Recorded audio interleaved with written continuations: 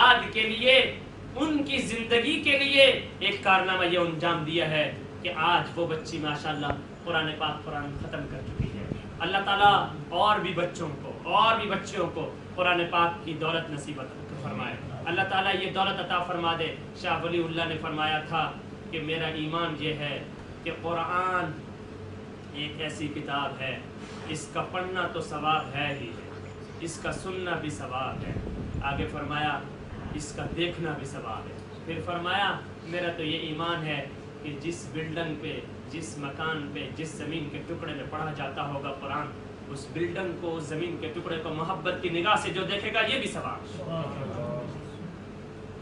یہ بھی ثواب ہے۔ ہندوستان کے لوگ آئے تھے، ہندوستان پہ انگریز آیا تھا، وہ مسلمانوں کو قتل کر رہا، چاندنی چوک پر ہزاروں علماء کی لاشیں لٹک گئی تھی کہ ان کو ختم کر دیا جائے۔ تو انگریز آیا تھا، اس نے آ کر کہا کہ تمہارے قرآن کے نسخے کہاں ہیں؟ یہ قرآن کی وجہ سے تم لوگ گمراہ ہو جاتے ہو، آؤ قرآن کے نسخوں کو ہم مٹاتے ہیں۔ وہ داخل ہوا مسجد کے اندر، جتنے قرآن کے نسخے تھے اس کو جمع کر کے، باہر جمع کر کے آگ لگانے لگا۔ تو وہاں پہ کھڑے ہوئے بزرگ نے کہا تم اس قرآن کے نسخوں کو تو آگ لگا دو گے۔ ایک چھوٹے سے بچے کو بلا کر کہا اور کہا بچہ قرآن پڑھو۔ جب وہ بچہ انگریز افسر کے سامنے قرآن پڑھ رہا تھا تو اس عالم نے کہا کہ قرآن کے نسخوں پر تو آگ لگاؤ گے، اس کے سینوں کو کیسے آگ لگاؤ؟ الحمدللہ امت مسلمہ کے اندر ایسے معصوم بچے اور بچیاں پیدا ہو چکی ہیں، یریدون لیطفئوا نور اللہ بافواہہم واللہ متم نورہ ولو کرہ الکافرون۔ یہ چاہتے ہیں کہ اللہ کے نور کو بجھا دیں گے۔ اللہ کا نور بجھنے والا نہیں ہے۔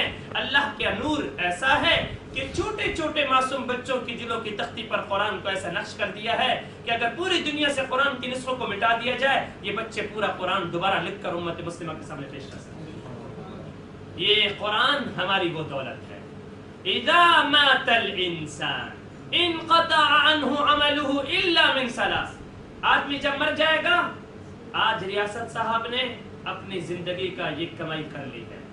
اذا مات الانسان انقطع عنہ عملہ الا من ثلاث۔ آدمی جب مر جائے گا تو تین چیزیں اس کے ساتھ جائیں گی، بس کچھ نہیں جائے گا، کوئی بینک بیلنس نہیں جائے گا، کوئی پیسہ نہیں جائے گا، کوئی اکاؤنٹ، کوئی کاروبار اس کے ساتھ نہیں جائے گا۔ الا من ثلاث، کیا؟ الا من صدقۃ جاریہ، اس نے کوئی صدقہ جاریہ کیا ہوگا وہ اس کے ساتھ جائے گا۔ کوئی کنواں کھدوایا تھا، کوئی مسجد بنوائی تھی، کوئی غریبوں کا خیر۔ الا من صدقۃ جاریہ او علم ينتفع به، یا کوئی علم اس نے خود چھوڑا تھا جس سے بعد میں نفع حاصل کیا جا رہا ہو۔ تیسری چیز او ولد صالح يدعو له، اس نے ایسا نیک بچہ چھوڑا ہو جو نیک بچہ اس کے مرنے کے بعد اس کے لیے دعا کر رہا ہو، یہ چیز اس کے ساتھ قبر میں جائے گی اور یہ سفارت بنے گی۔ جب محدث کا انتقال ہوا، آخری بات کر کے دعا کی طرف جا رہا ہوں، جب محدث کا انتقال ہوا، اپنی تاریخ کا سب سے بڑا محدث ہے، انتقال ہوا، بیٹی کو کہتا ہے بیٹی جب میرا انتقال ہو جائے تو اسی چارپائی کے نیچے والی زمین کے حصے پر میری قبر بنا دینا۔ بیٹی کہتی ہے ابا جان کیوں؟ آپ انتقال نہیں ہوں گے، آپ انشاءاللہ زندہ رہیں گے۔ بچی کی محبت تھی باپ کے ساتھ۔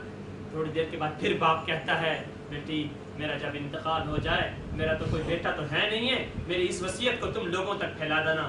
اور جب انتقال ہونے کے قریب آیا تو اس آدمی نے کہا کہ میں تمہیں وصیت کر رہا ہوں۔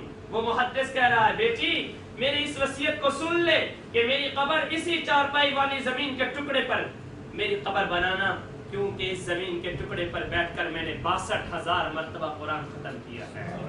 میں جب کل قیامت والے دن اٹھوں گا تو یہ مٹی بھی گواہی دے گی یا اللہ تیرے اس بندے نے اتنے قرآن سے محبت کی تھی، اس مٹی کی گواہی سے شاید میرے لیے بخشش کا سامان ہو جائے۔ ملکہ زبیدہ کا انتقال ہو گیا تھا، عظیم عورت ہے، ملکہ زبیدہ کا انتقال ہوا ہے۔ جب انتقال ہوا تو کسی نے خواب میں دیکھا، پوچھا اماں جان کیا حال ہے؟ ملکہ زبیدہ نے کہا میں جنت میں ہوں۔ تو اس عورت نے کہا جنت تو آپ کو ملے گی کیونکہ تو آپ تو بہت اچھی عورت تھی، آپ نے تو حاجیوں کو پانی پلایا تھا، نہریں کھدوائی تھی، آپ نے جو ہے پانی کے کنویں کھدوائے تھے۔ ملکہ زبیدہ بہت نیک خاتون تھی۔ تو ملکہ زبیدہ نے کہا نہیں نہیں، اللہ کے سامنے جب میرے سارے اعمال پیش ہوئے، اللہ نے کہا اے زبیدہ میں تمہیں جنت اس لیے نہیں دیتا کہ تو نے نہر کھدوائی تھی، میں جنت تمہیں ایک اور عمل کی وجہ سے دے رہا ہوں۔ یہ زبیدہ ایک دن تیرے سر سے دوپٹہ ہٹا ہوا تھا، تو کھانا کھا رہی تھی، لقمہ تو نے لیا اور لقمہ منہ کے قریب کیا، اچانک قرآن کی آواز تیرے کانوں میں آئی، تو تو نے لقمے کو زمین پہ رکھ دیا، دوپٹے کو پہلے درست کیا، تیری یہ ادا مجھے اتنی پسند ہے کہ اس کی وجہ سے میں نے جنت کا فیصلہ کیا۔ اس لیے کوئی پتہ نہیں ہے کس عمل کی وجہ سے جنت کے فیصلے ہو جائیں، عزم کیجئے، ارادہ کیجئے کہ ہم بھی اپنے اولادوں کو حافظ قرآن بنائیں، ہم بھی اپنی اولادوں کو قرآن کا دل دادا بنائیں گے، قرآن کا عاشق بنائیں گے۔ اس دل میں یا قرآن کی ایک محبت ضرور آتی ہے، یا قرآن کی محبت آتی ہے، اللہ کی محبت آتی ہے، رسول کی۔ اگر اللہ کی، قرآن کی، رسول کی محبت نہیں آئے گی پھر کسی اور کی محبت آ جائے گی۔ جوان بچہ ہے تو کوئی اور محبت کا شکار ہو جائے گا، کوئی اور بڑی عمر کا ہے تو اس کے دل میں پیسے کی محبت آ جائے گی، ہوس کی محبت آ جائے گی، اس کے اندر مال دولت کی محبت آ جائے گی۔ ان ساری محبتوں کو نکال کر اس دل کے اندر اللہ کی محبت کو بٹھائیں گے، تب ہماری کامیابی کا راز سامنے آئے گا۔ اللہ تعالی ہم سب کا حامی و ناصر ہو۔ میں تہ دل سے والد صاحب کا بار بار نام لے رہا تھا، لیکن اس سے زیادہ، سب سے زیادہ شکریہ کے مستحق اگر ہیں تو ان کے استاد، ان کی اس شبانہ روز محنت، قاری صداقت صاحب، ان کی اس محنت اور ان کی اس طریقے سے اس بچی کو پڑھانا اور اتنے طویل عرصے کے ساتھ اس بچی کے ساتھ مغز ماری کر کے، محنت کر کے، پڑھا کے، الفاظ درست کر کے انہوں نے قرآن پاک اس بچی کو پڑھایا ہے۔ اللہ تعالیٰ ہی قاری صاحب کو اس کا اجر عطا فرمائیں گے، بندوں کی بس کی بات نہیں ہے۔ اللہ تعالیٰ ہم سب کا حامی و ناصر ہو۔ وآخر دعوانا ان الحمدللہ رب العالمین۔ وہاں پہ آئے تو انہوں نے ایک جملہ کہا، وہ جملہ میں آپ کو سنا دوں۔ انہوں نے کہا کہ دار الکفر میں کوئی ایک نیکی کرے گا، اس ایک نیکی کا ثواب 10 گنا بڑھ کر اسے ملے گا۔ دارالاسلام میں تو کوئی ایک نیکی کرے گا تو وہ ایک، اگر رمضان کا مہینہ ہے تو 7 یا 70 جس طرح فضائل آتے ہیں، لیکن انہوں نے کہا کہ دارالکفر میں رمضان کے علاوہ بھی اگر کوئی عمل کرے گا، کوئی ایک عمل کرے گا، کوئی ایک آیت پڑھے گا، کوئی ایک نماز پڑھے گا تو اس کا ثواب 10 گنا زیادہ بڑھ کر ملے گا۔ آج اس بچی نے قرآن ختم نہیں کیا، بلکہ ہم یہ کہیں گے 10 مرتبہ زیادہ قرآن ختم کیا۔ آج اگر ملک عبدالمجید صاحب یا یہاں کے منتظمین اس ایک نظام، ایک مدرسے کو نہیں چلا رہے، آپ یوں سمجھے کہ 10 مدرسے چل رہے ہیں، لیکن شرط ایک ہے، اور وہ شرط یہ کہ اللہ اخلاص عطا فرمائے، اللہ ریاکاری سے بچائے۔ بڑی بڑی باتیں، بڑے بڑے پروگرام، بڑے جلسے، بڑی نمازیں، بڑی پروگرام، بڑی تلاوتیں، بڑی تقریریں اچھی ہو جاتی ہے، اخلاص نہ ہو تو وہ سب ضائع اور بیکار جاتا ہے۔ دعا کیجئے کہ اللہ تعالیٰ مجھے بھی اخلاص عطا فرمائے، اللہ تعالیٰ قاری صاحب کو بھی اخلاص عطا فرمائے، اور اللہ تعالیٰ یہاں کے منتظمین کو بھی اخلاص عطا فرمائے۔ الحمدللہ رب العالمین، والصلاة والسلام على خير خلقه محمد وآله وأصحابه أجمعين۔ ربنا آتنا في الدنيا حسنة وفي الآخرة حسنة وقنا عذاب النار۔ اللهم ارحم يا أرحم الراحمين، اللهم حبب إلينا الإيمان وزينه في قلوبنا وكره إلينا الكفر والفسوق والعصيان، اللهم انصرنا ولا تنصر علينا، اللهم اجعل القرآن لقلوبنا ضياء ولأسقامنا دواء ولأبصارنا جلاء ولذنوبنا ممحصا ومن النار مخلصا، اللهم ذكرنا منه ما نسينا وعلمنا منه ما جهلنا وارزقنا تلاوته آناء الليل وأطراف النهار۔ یا اللہ اس بچی نے جو قرآن پڑھا ہے، یا اللہ اس قرآن کے پڑھنے کو قبول فرما دے، یا اللہ اسے اپنے دربار میں شرف قبولیت عطا فرما دے، یا اللہ ان کے والدین نے، ان کے استاد نے جو محنتیں کی ہیں، یا اللہ اس کو قبول فرما دے، یا اللہ اس میں جو کمی اور کوتاہی ہو گئی ہے، ہم انسان ہیں، ہم حق ادا نہیں کر سکتے، ہمیں طریقہ بھی نہیں آتا، یا اللہ یا اللہ یا اللہ ہمیں پڑھنے کا سلیقہ بھی نہیں آتا، ہمیں پڑھنے کا ادب بھی نہیں آتا، ہمیں انداز اور طور طریقے بھی یا اللہ نہیں آتے، یا اللہ قدر نہیں کر سکتے اس قرآن کی، یا اللہ جو ٹوٹی پھوٹی محنت ہوئی ہے اسے قبول فرما لے، یا اللہ جو ٹوٹی پھوٹی محنت ہوئی ہے اسے قبول فرما لے، یا اللہ اس دیار غیر میں یہ لوگ دین کے ساتھ چمٹے ہوئے ہیں، قرآن کو اپنے سینے سے لگائے ہوئے ہیں، یا اللہ آپ کے نبی سے محبت کرتے ہیں، یا اللہ امام حسین کا نام لیتے ہیں ہم لوگ، یا اللہ ان سب نیکیوں کا، امام حسین کی قربانیوں کا واسطہ ہے، اس قرآن کا واسطہ ہے،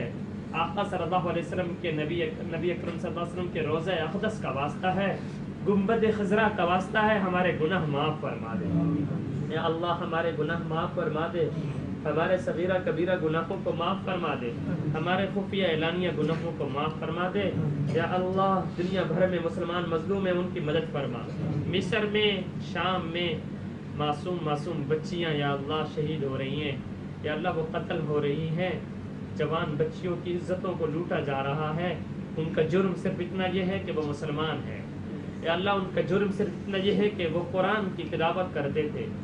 مصر کا بادشاہ اور وزیر اعظم محمد مرسی، اس کا جرم صرف اتنا تھا کہ وہ قرآن کا حافظ تھا، اسے پکڑ کر جیلوں کی سلاخوں میں ڈال دیا گیا ہے۔ یا اللہ مصر کی مسلمانوں پر اس وقت قیامت آ گئی ہے، ہر مسجد لال مسجد کا منظر پیش کر رہی ہے، سینکڑوں مسجدوں پہ تالے لگا دیے گئے ہیں، سینکڑوں مسلمانوں کا خون بہہ گیا ہے۔ یا اللہ ہم کچھ کر نہیں پاتے، یا اللہ ہماری کمزوری ہے، ہم غافل ہیں، دنیا کے محبت میں ڈوب گئے ہیں، یا اللہ اس جرم کو معاف فرما دے، یا اللہ اس جرم کو معاف فرما دے، یا اللہ اس جرم کو معاف فرما دے، ان کی مدد کرنے کی توفیق عطا فرما، یا اللہ ان کی مدد فرما، یا اللہ ان کی مدد فرما۔ افغانستان، چیچنیا، صومالیہ، کشمیر، دنیا بھر میں جہاں مسلمان مظلوم ہیں، یا اللہ ایک اور بھی بہن ہے، ایک اور بھی بچی ہے، ایک اور بھی ماں ہے، ایک اور بھی بیٹی ہے جو کافی عرصے سے یا اللہ ظالموں کی قید کے اندر ہے۔ آپ کے نبی نے کملی والا تو وہی تھا نا، یا اللہ جس نے کالی چادر دے کر ایک کافر بادشاہ کی بیٹی کو بھی پناہ دے دی تھی، ایک کافر بادشاہ کی بیٹی کو بھی اپنی چھتری میں سنبھال لیا تھا، اپنی چادر میں لپیٹ لیا تھا، اس کی عزت کا خیال رکھا تھا۔